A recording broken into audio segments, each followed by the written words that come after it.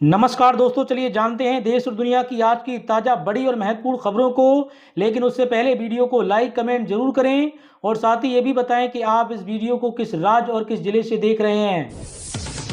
केंद्र सरकार ने वेतन आयोग की शर्तों को दी मंजूरी। 1 जनवरी से लागू हो सकता है। 50 लाख कर्मचारियों और 69 लाख पेंशनरों को होगा फायदा।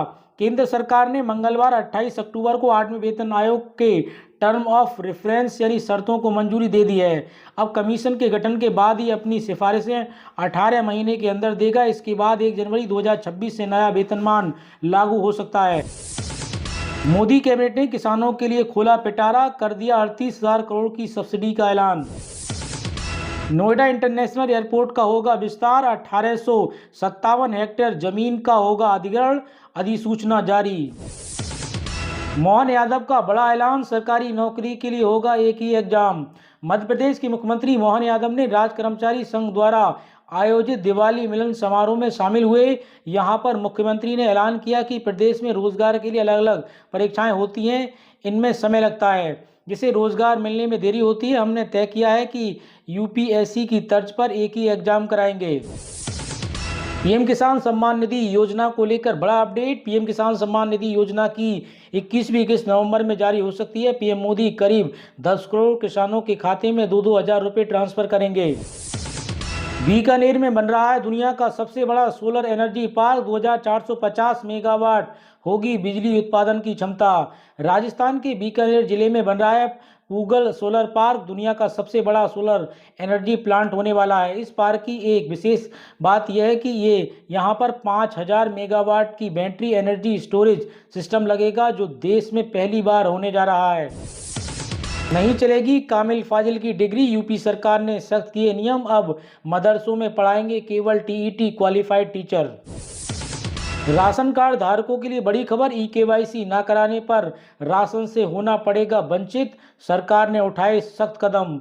उत्तराखंड में जिन उपभोक्ताओं ने ई-केवाईसी नहीं कराई है, उन्हें 1 नवंबर से सरकारी राशन नहीं मिलेगा। सरकार ने राशन वितरण में पारदर्शिता लाने के लिए कदम उठाया है। जिला पूर्ति कार्यालय ने सभी राशन कार्ड धारकों को 31 अक्टूबर तक ई-केवाईसी कराने का निर्देश दिया है, ताकि राशन की कालाबाजारी को रोका जा सके। डीएसओ ने चेतावनी दी है कि ई-केवाईसी न कराने पर राशन से वंचित होना पड़ सकता है। खाद पर 38,000 करोड़ की सब्सिडी को मंजूरी। मोदी सरकार ने किसानों को दिया तोहफा। केंद्रीय मंत्रिमंडल ने मंगलवार को चालू 2024-25-26 की रबी सत्र के लिए फास्फोरस और पोटास उर्वरकों पर 37,952 करोड़ रुपए की सब्सिडी को मंजूरी दी है।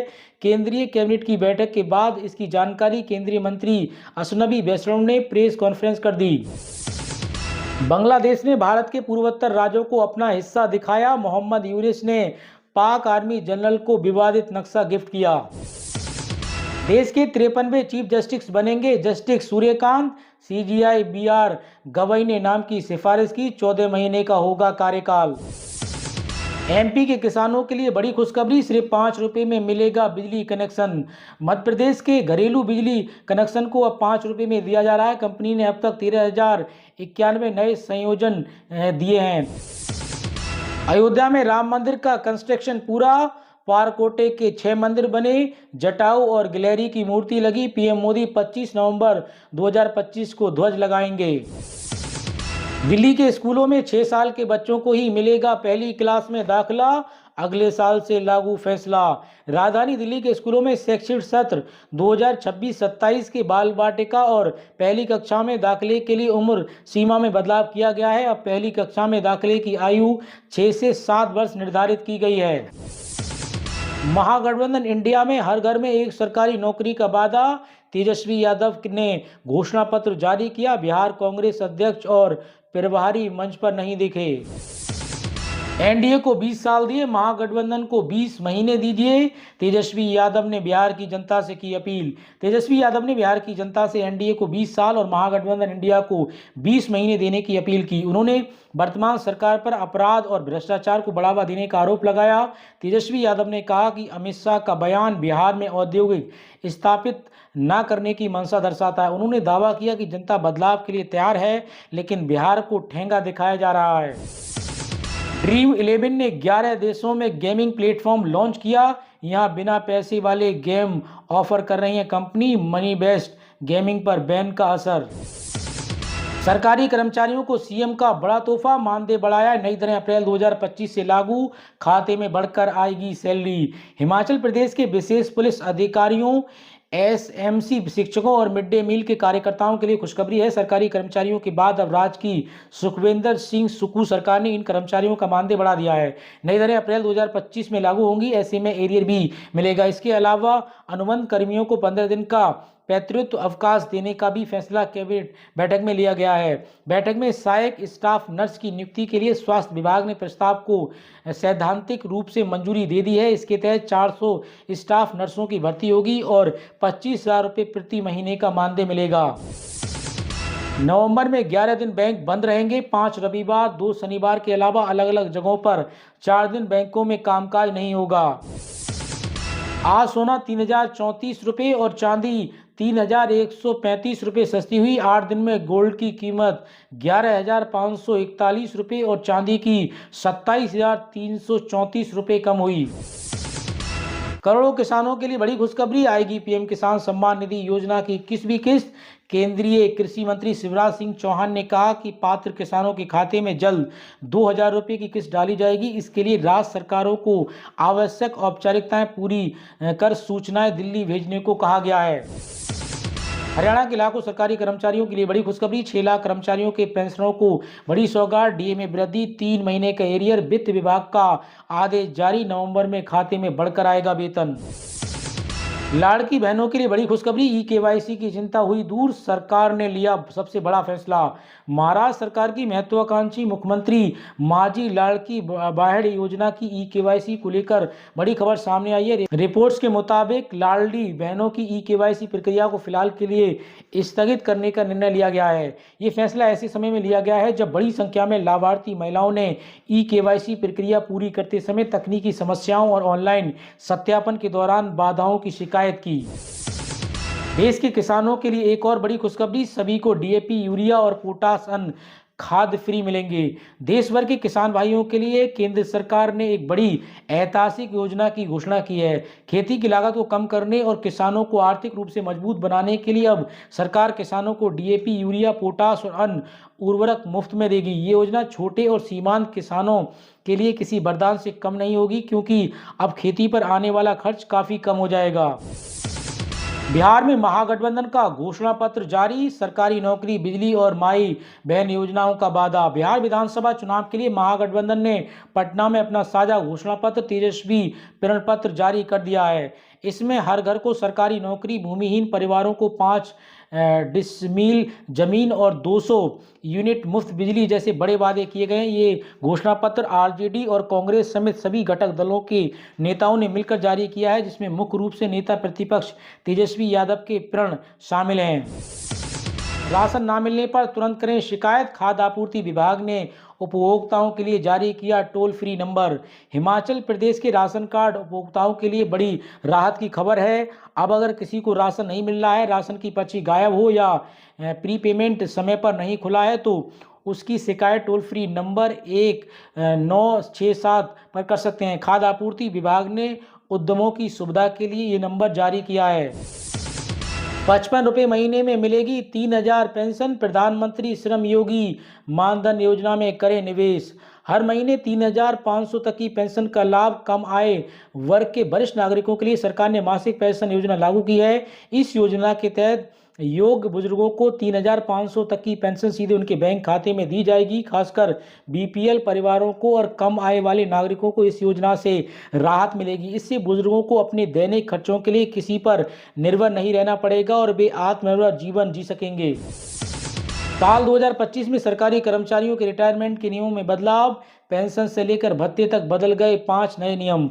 भारत सरकार की ओर से अपने कर्मचारियों और पेंशनर्स का ध्यान रखते हुए 2025 में कई अहम बदलाव किए गए हैं। इसमें रिटायरमेंट, पेंशन और डीए से जुड़े कई नियमों में बदलाव किया गया है। इसका सीधा असर कर्मचारियों के भविष्य और आर्थिक स्थिति पर पड़ेगा।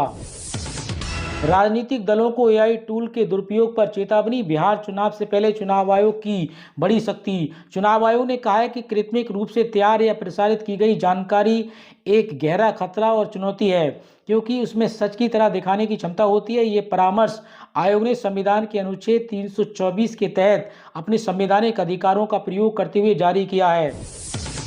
कर्मचारियों के लिए अच्छी खबर। एनपीएस व यूपीएस पर नया अपडेट। निवेश के 2 विकल्प और जोड़े गए। केंद्रीय कर्मचारियों के लिए बड़ी खुशखबरी है। महंगाई भत्ता वृद्धि के बाद अब केंद्र की मोदी सरकार ने कर्मचारियों के लिए राष्ट्रीय पेंशन प्रणाली यानी एनपीएस और एकीकृत पेंशन योजना दोनों के तहत एलसी 75 और बीएलसी जैसे निवेश विकल्पों के विस्तार को मंजूरी दी है। इन विकल्पों का उद्देश्य रिटायरमेंट प्लानिंग में लचीलापन बढ़ाना और कर्मचारियों को अपने निवेश को अपनी पसंद और जोखिम क्षमता के अनुसार प्रतिबंधित करने की आज़ादी देना है। आपको बता दें कि देश में अप्रैल 2025 में यूपीएस पेंशन लागू और यूनिफाइड पेंशन स्कीम ऑप्शन चुनने की अंतिम तारीख 30 नवंबर 2025 तक है। 8वें वेतन आयोग की रूपरेखा को कैबिनेट की मंजूरी। 18 महीने का कार्यकाल, 50 लाख कर्मियों को फायदा। सरकार ने केंद्रीय कर्मियों के वेतन और अन्य लाभों में बदलावों की जांच और सिफारिशें करने के लिए 8वें वेतन आयोग के गठन की घोषणा की थी। कैबिनेट ने आज 8वें केंद्रीय वेतन आयोग के संदर्भ में शर्तों को मंजूरी दे दी है। साथ ही पोषक तत्व आधारित सब्सिडी योजना को भी मंजूरी दे दी गई है। ईपीएफओ सैलरी लिमिट बढ़ाने की तैयारी में सरकार। कर्मचारियों को मिलेगा फायदा। ईपीएफओ जल्दी वेतन सीमा 15,000 से बढ़ाकर 25,000 रुपये कर सकता है। इससे करीब 1 करोड़ नए कर्मचारियों को भविष्य निधि और पेंशन योजना का फायदा मिलेगा। अफगानिस्तान पर हमला किया तो इस्लामाबाद को तबाह कर देंगे। तालिबान की पाकिस्तान को खुली धमकी। तुर्की शांति वार्ता फेल। एसआईआर पर चुनाव आयोग के एक्शन से पहले ममता बनर्जी ने कर दिया बड़ा खेला। पूरे बंगाल में मचा दी उथल पुथल। मैंने भारत पाकिस्तान युद्ध रोका। PM Modi field marshal Munir को किया था फोन। ट्रंप ने फिर दोहराया दावा। अमेरिकी राष्ट्रपति डोनाल्ड ट्रंप ने एक बार फिर भारत पाकिस्तान संघर्ष का जिक्र करते हुए दावा किया कि उन्होंने दोनों देशों के बीच युद्ध रोकने के लिए व्यक्तिगत रूप से हस्तक्षेप किया था। ट्रंप ने कहा कि झड़प के दौरान 7 बिल्कुल नए और खूबसूरत विमान मार गिराए। उन्होंने ये भी कहा कि इसके लिए टैरिफ की धमकी दी गई थी। एमपी में एसआईआर पर सियासत। कांग्रेस बोली और समय मिलना चाहिए। बीजेपी का पलटवार। मध्य प्रदेश में एसआईआर सर्वे होना है, जिस पर मध्य प्रदेश में सियासत तेज हो गई है। बीजेपी और कांग्रेस के नेता इस मामले में आमने सामने नजर आ रहे हैं।